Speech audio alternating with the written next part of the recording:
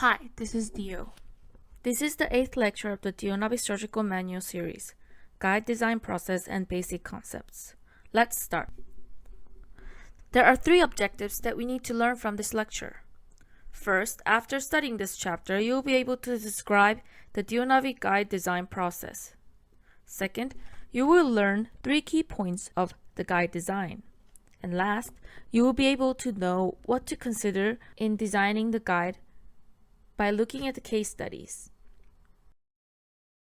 First, before learning the DIOnavi design process, I will describe the entire DIOnavi workflow. DIOnavi process starts from image merging, implant planning, and guide design through 3Shape Implant Studio software. The important thing here is the third process, confirm planning.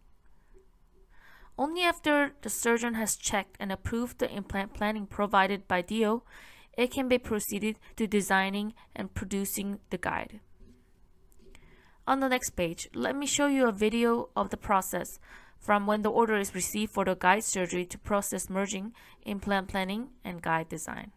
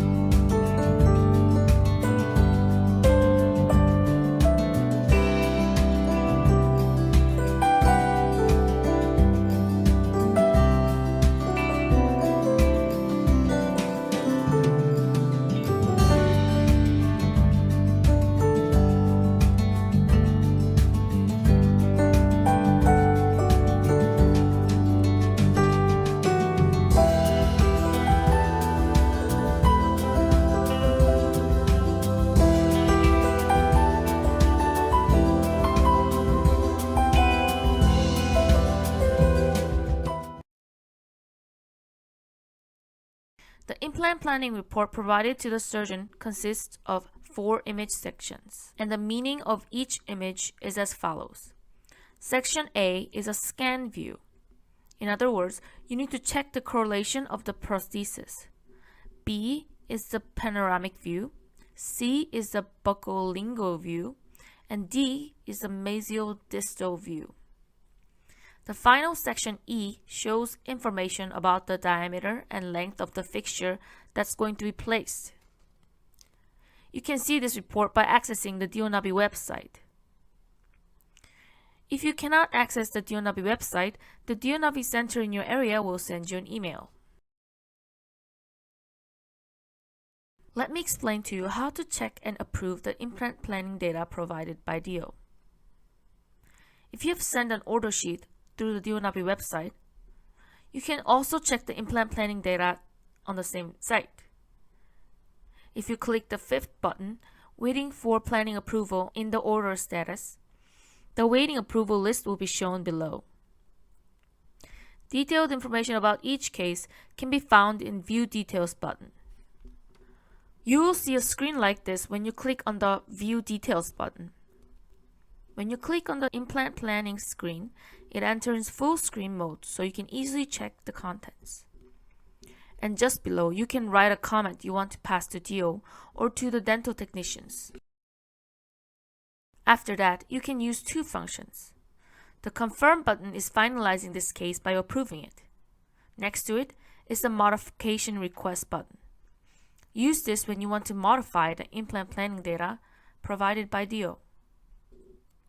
In any case, DIO needs the final approval of the surgeon to start the production and delivery of the DIOnavi guide.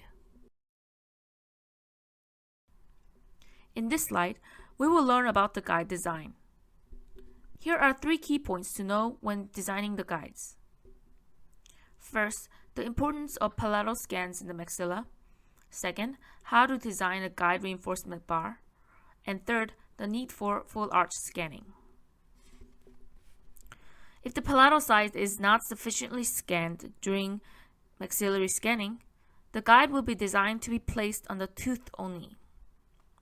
In this case, the guide may not be able to be placed flat on the oral cavity and may cause drilling angle deviation during the surgery. What you see on this slide is a guide that has been fabricated after the palatal area has been fully scanned. The guide that was designed with enough palatal area is more stable and balanced when placed on the oral cavity. Therefore, when you design the surgical guide for upper edentulous or multiple implant cases, it is important to scan enough of the palatal side.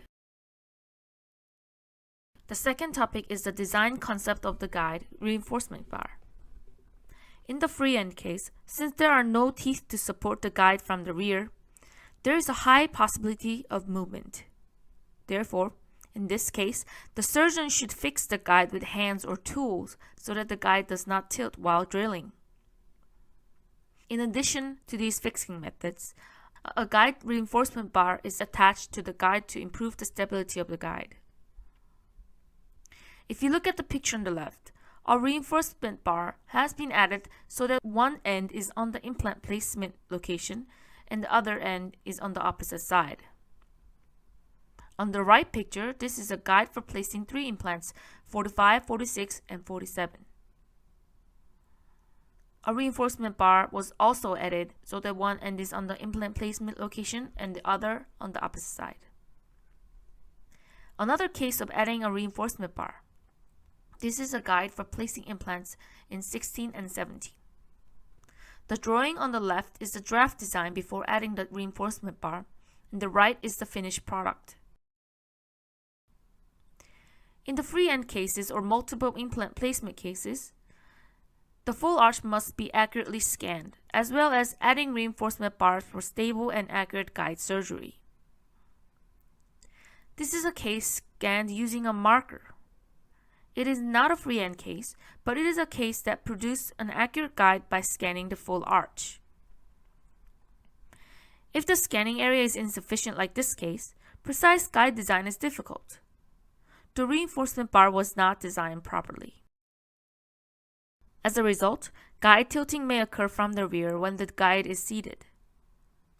Due to the tilting, the implant may be placed less deeply than planned, and causing the prosthesis to float. There are 4 ways to prevent this problem. First, you will learn how to fix the guide when performing a freehand case through this video.